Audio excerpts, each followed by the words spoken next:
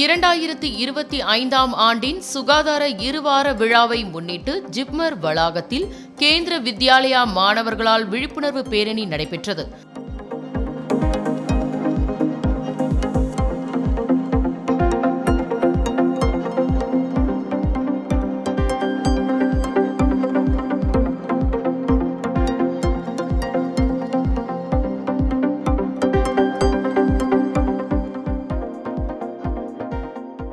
ஜிப்மரின் மருத்துவ கண்காணிப்பாளர் டாக்டர் திரு எல்.என். துரைராஜன் அவர்கள் ஏப்ரல் 5ஆம் தேதி இந்த பேரணியை கொடியசைத்து துவக்கி வைத்தார். இப்பேரணியில் துப்புரவு பொறுப்பாளர்கள், நர்சிங் கல்லூரி ஊழியர்கள் மற்றும் கேந்திர வித்யாலயா பள்ளி மாணவர்கள், தன்னார்வலர்கள் ஆர்வத்துடன் பங்கேற்றனர்.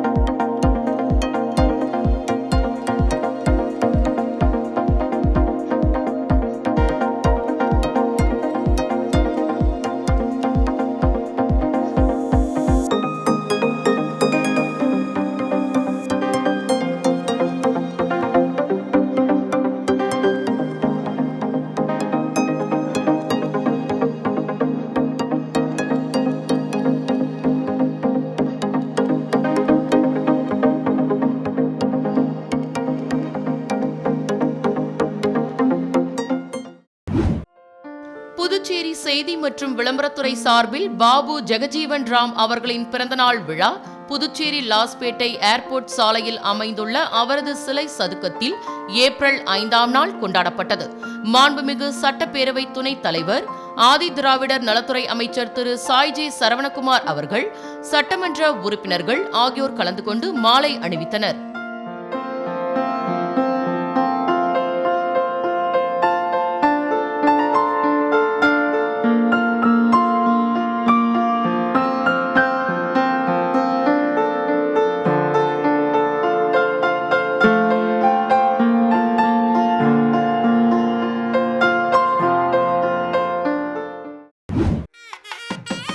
புதுச்சேரி மேரி உழவர்கரை பகுதியில் அமைந்துள்ள தொன்மையான அகத்திய மாமுனிவரால் பூஜை செய்யப்பட்ட அருள்மிகு ஸ்ரீ மீனாட்சி சுந்தரேஸ்வரர் மற்றும் முத்துமாரியம்மன் தேவஸ்தானத்தில் ஏப்ரல் 7ஆம் தேதி அன்று திருப்பணி தொடக்க விழா சிறப்பாக நடைபெற்றது.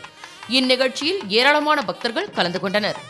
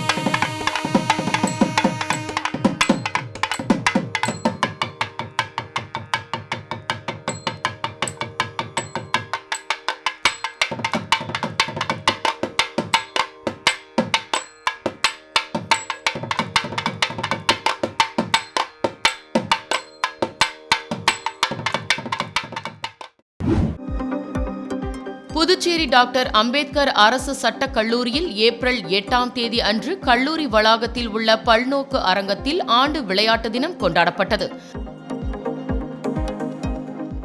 இந்நிகழ்ச்சியில் முதன்மை விருந்தினராக புதுச்சேரி அரசின் உள்துறை மற்றும் கல்வித்துறை அமைச்சர் மாண்புமிகு நமச்சிவாயம் அவர்கள் கலந்து கொண்டார். மேலும் இதில் கல்லூரி முதல்வர் திரு சீனிவாசன் அவர்கள், கல்லூரியின் உடற்கல்வி இயக்குநர் முனைவர் திரு மதிவாணன் அவர்கள் மற்றும் சட்டக் கல்லூரி பேராசிரியர்கள் மற்றும் மாணவர்கள் கலந்து கொண்டனர்.